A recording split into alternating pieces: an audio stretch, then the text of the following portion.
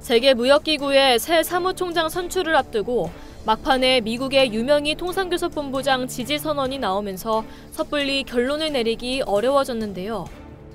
이번에는 아예 새 사무총장 선출이 최소 한 달 정도 지연될 수 있다는 관측이 나오고 있습니다.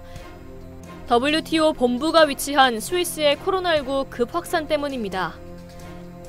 1일 블룸버그에 따르면 WTO 본부가 위치한 스위스에서 코로나19가 급속히 확산하고 있습니다.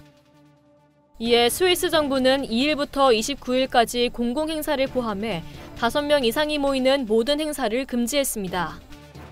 당초 WTO는 9일 본부에서 총회를 열고 차기 사무총장을 임명할 계획이었지만 변동이 불가피해진 겁니다. 일부 회의를 가상 방식으로 대체할 수도 있는 가운데 WTO 고위 관계자들은 회의 연기 여부까지 논의하고 있습니다. 다만 블룸버그는 스위스의 코로나19 상황이 이번 회의의 유일한 장애물은 아니라고 평가했는데요. WTO는 관례상 사무총장을 만장일치로 선출해왔는데 현재 164개국 사이 이견이 좁혀지지 않고 있다는 겁니다. WTO 선호도 조사 결과 164개국 중 100개국 이상이 나이지리아의 응고지 오콘조이웨알라 전 재무장관을 선호하고 있습니다. 하지만 미국은 유명희 통상교섭본부장을 지지하는 상태죠. 미국은 유 후보를 선호하기 때문에 오콘조이웨알라 후보 임명에 반대할 것이라는 입장을 유지하고 있는데요. 미국이 오콘조이웨알라 후보 임명에 반대하는 명확한 이유가 무엇인지는 아직까지 알려지지 않았습니다.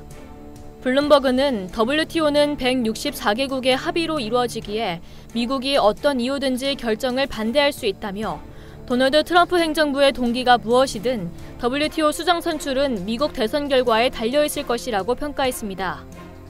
트럼프 미국 대통령이 재선에 성공할 경우 유 후보의 임명 가능성이 높아질 수 있다는 목소리도 일부 나오고 있습니다.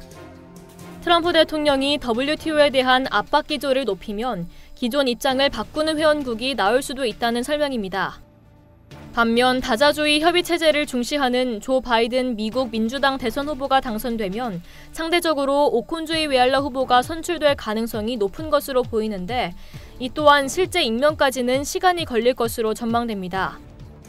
블룸버그는 바이든 후보가 이기더라도 내년 1월 20일에야 취임하기에 빠르게 움직이지 않을 것이라며 코로나19 대응과 경기부양책 등 국내 문제가 우선이 될 것이기 때문이라고 전했습니다. 이상 열도튜브였습니다.